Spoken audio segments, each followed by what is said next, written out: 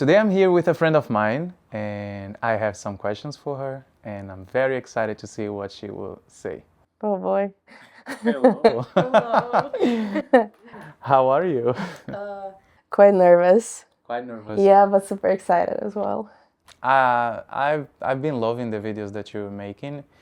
I see so much of you in them and I see a part of you that I don't see normally when you're behind the cameras, and for me it's amazing to see people experiencing that side of you, which I love a lot. Thank you. I'm really glad to hear that. It was a hard push. I couldn't do it by myself. I had like a lot of help from my friends, but I'm slowly starting to enjoy the process, but I'm still getting there. But it's kind of fun and the feedback is really nice, so yeah. Yeah, I think that people really like, in general, people like you a lot. But now seeing this and experiencing this, being able to rewind that and watch again, I think it's really special for me and for all of us watching that. Yeah. I prepared some questions for you. Are you ready for them? Let's try. Okay. Yeah. You are the best video maker we have in the dance industry, by far. So people constantly say you're very talented, and I personally don't really believe in that. I know that talent is very special, and a lot of us we're very talented, but someone that gets to your level, I don't think there's talent. It might have started as a talent, but it's something else. So where did that talent come from? What was the process to become a video maker? Ooh. Well, honestly, I also do not believe that it's talent, because it's kind of a job where you have to do it a lot of times. It's a repetitive job, and each time you get a bit better. When I started, I just had this idea and a lot of passion and a lot of drive to pull something out of it, and it was really bad. Honestly, it was so awful, but I enjoyed every second of it, and I was like, I need to do this like every day. This needs to be my job. I'm loving this. And I honestly just did it so many times that it slowly became like better. It was slowly building up to something that made a bit sense at the start. And then I was like, okay, maybe we can improve on this, maybe we can improve on that, maybe we can invest in cameras, invest in education, in editing. And it was honestly a 10-year process to be here. Wow, already 10 years, I suppose. Yeah, where honestly, at this point, I see my mistakes all the time. And like segments where you can always improve. But I think it's the kind of job where it's never perfect and you cannot chase something perfect. You can only like follow trends, improve, and search for your like own style and own voice. So talent, yeah, maybe slightly, but it's 90% of hard work, repetitive, sometimes very boring work. Yeah, I believe To so. be here, yeah. I believe the talent needs to be present and it gives you the jump start. Yeah. But talent comes roughly, in a rough way. So you might be talented, but there is all the ethic, the hard work, the repetition, understanding the process for you to take the talent and turn it into something. So that's why I say when I see work, it's not talent. I see a lot of years behind your back, teaching you where you need to go, how you need to act, how you need to react, how much time you have, how to approach, how to edit, and I see perfection basically, even though you don't see it. Yeah. I see a lot of perfection, and I can see you're a perfectionist in what you do. Yeah, I totally can agree with you. As I said, it's a repetitive thing, and talent has very little to do with that at the end of the day. You just need to like do a lot of boring things a lot of times so you can afterwards play and create and go out of the box and Do you think what you this? Do you think all of this time is just heavy, or do you think it's necessary? Honestly, I think it's necessary, which does not, I'm not saying it's not heavy. Most of the time it's heavy and lonely and very challenging. But when you get a glimpse of the future you can have with that, and some projects where you get the spark and you get the feedback that you were hoping for, you see how it's worth it. Yeah. Yeah. But that does not change the fact it's challenging. I feel the same. I feel that Yeah. so many times I have to dance what I don't want to dance. Exactly. And that teaches me, that humbles me, that puts my feet on the ground.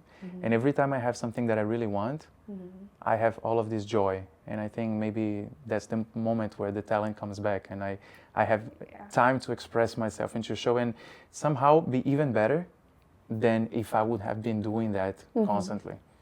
Yeah, I think it all comes down to roughly 80% of the jobs and projects you are not necessarily passionate about. And it's maybe not something you really want to do it and fulfills you, but you learn a lot of stuff out of it. And you grow and it humbles you. And then you get like the 15-ish, 20% of the projects, events, or anything you're working on that really like get you going. Yeah. Like lights up the fire again. And you're like, that's the reason I'm doing this.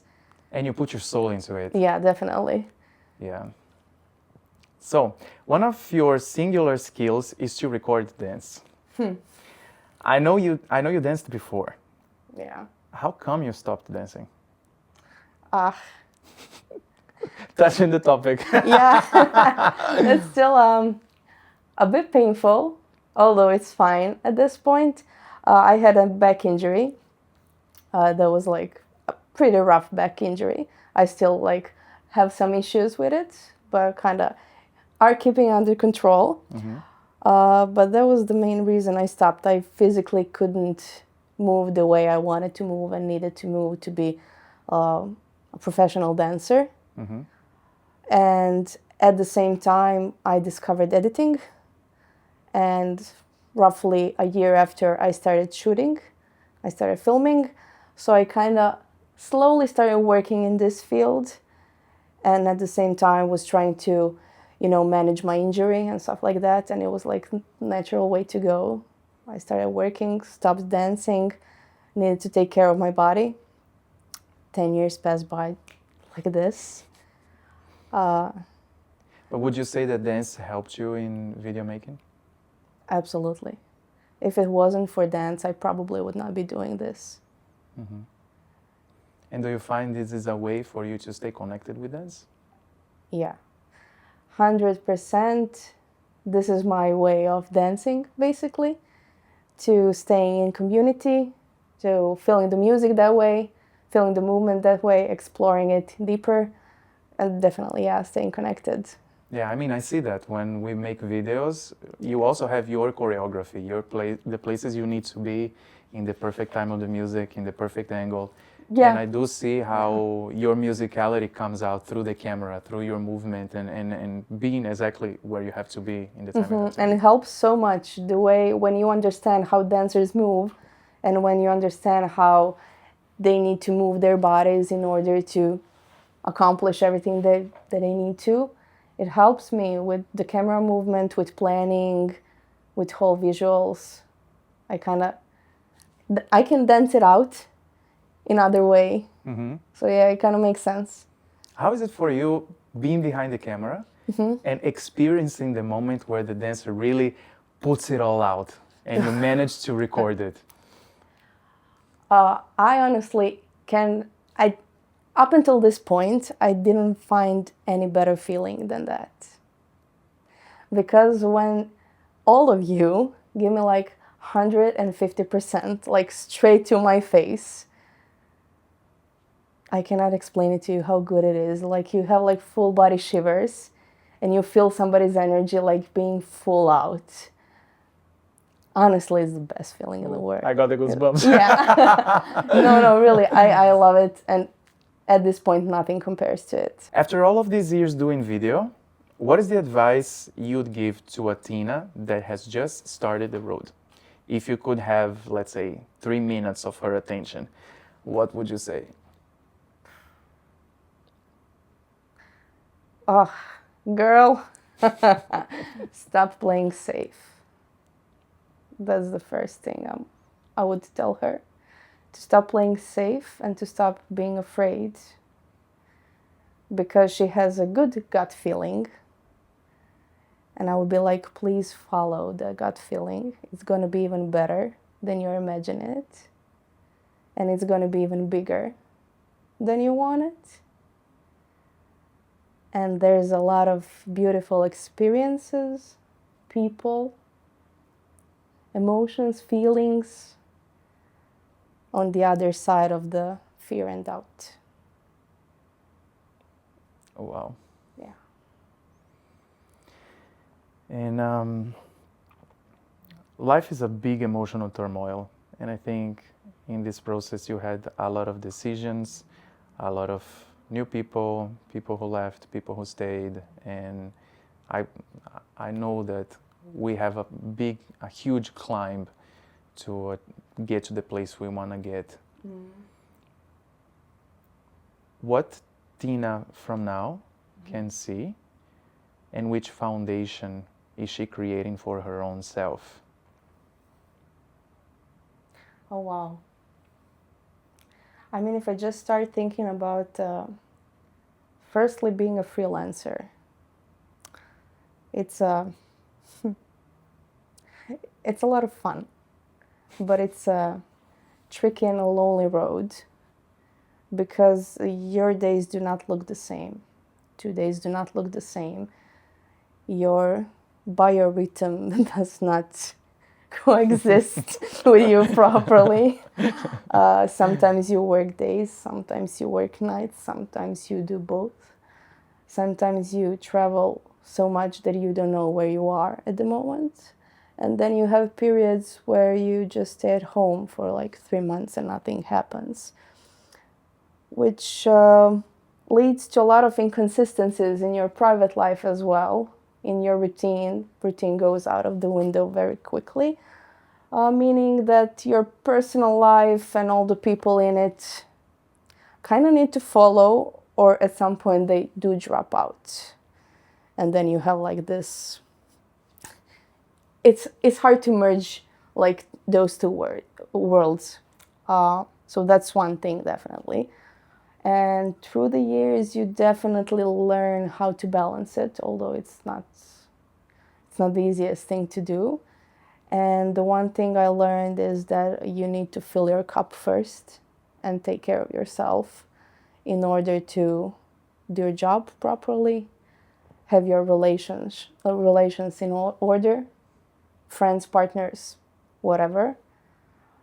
And then you can build on that and grow in any direction you want to. That's the one takeaway after all these years I can like say as advice to anybody, actually, and to myself as well, and something I need to repeat to myself constantly. Like, slow down, take care of yourself, and then we'll build up from there. Yeah. Yeah. I think that being a freelancer, and we can also expand it to being an artist, is something very heavy, because it is connected with who you are. You cannot separate yourself from art, and art comes from the experiences that you're having. Yeah. So somehow you use your own life and your own experiences, your own insecurities and fears to put it out there.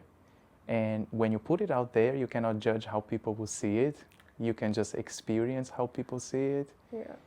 And most of the time people don't know how tiring that is psychologically for you to be constant pulling from that well of creativity and pushing it out there, and somehow being that exposed to people's reaction. Yeah. And I believe that we all come from the same point. We all want to be loved. We all want to be accepted, and we all want to share. We want to share art and experience art, giving and receiving.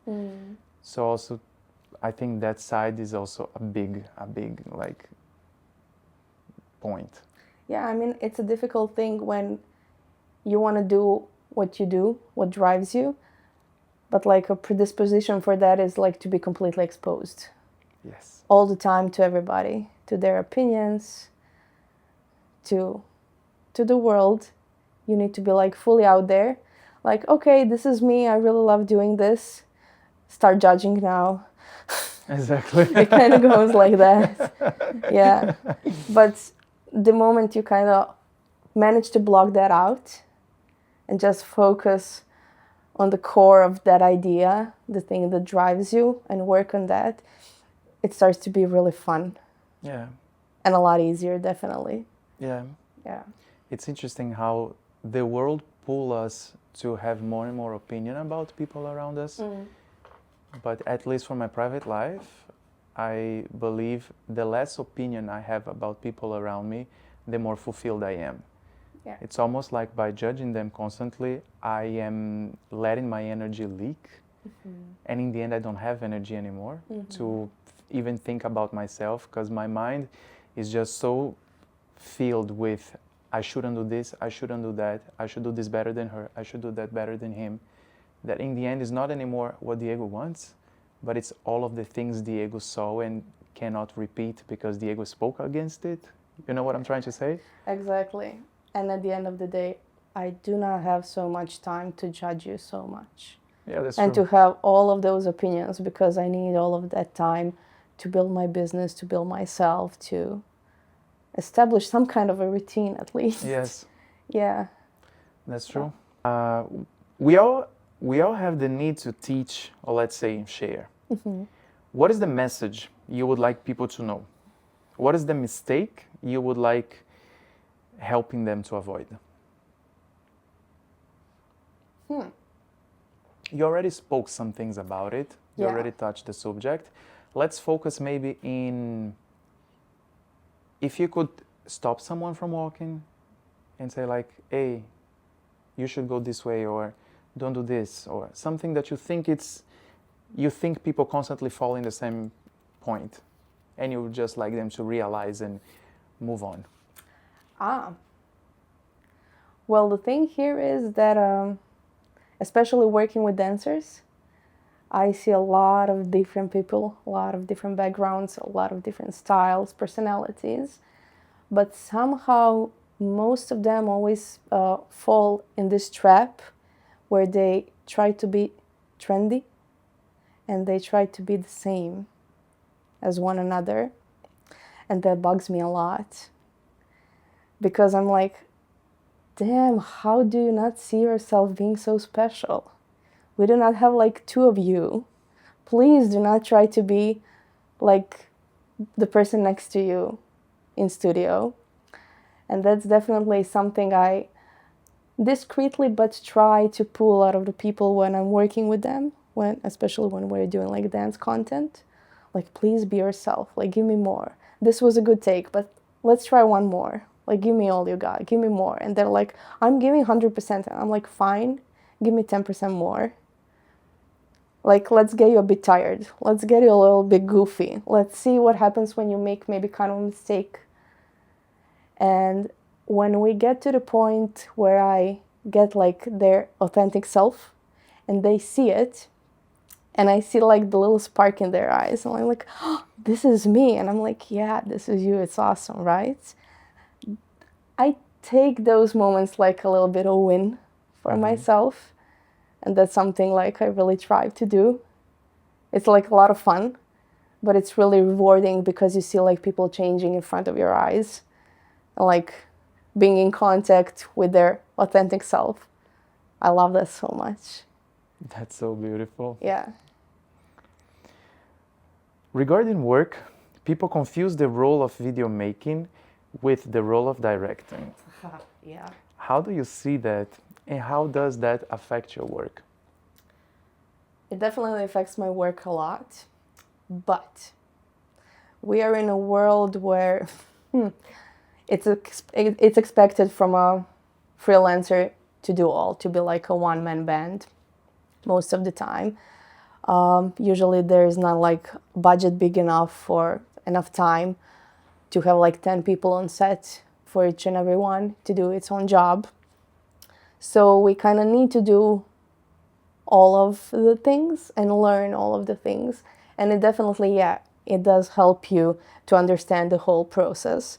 But when you work like on a bigger project, it could be like it could be a problem, because people do not manage their expectations, either if they do not want, or maybe they just do not know how to.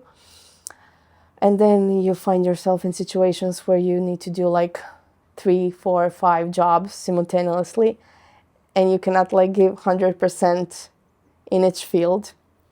But I think it all comes down to like pre-production, to communication with your clients, with the whole organization and production. So you kind of can set your expectations and manage them when the time for that, and not like in post-production or on set when everything is like burning and it's on a tight schedule. Yeah. Did you create a system to kind of let your client knows in a polite way that this is not your job, or it would be better like this? Well, at this point, definitely, yeah. But it was a process. I worked my way up to this point actually, where I asked them, do you need me like to direct this? Do you need me to shoot, to edit? What are we doing? And then we kind of manage the scope of the work and work properly with things we have. Yeah. Did you have experiences where you completely misunderstood the idea, or they were not really honest about the idea, and you find yourself on set for hours doing something you didn't want to do? Not really, but something like that, yeah. Few years back, but it was a tough experience where I learned a lot, and that was the one and only time it happened, and it will not happen ever again. It's one of those things when a mistake needs to happen, so you learn like the proper way and not repeat it. What would be the best approach for people to work with you? What would be, let's say, the perfect work environment? Are we talking like about a potential client or somebody who would be a potential colleague?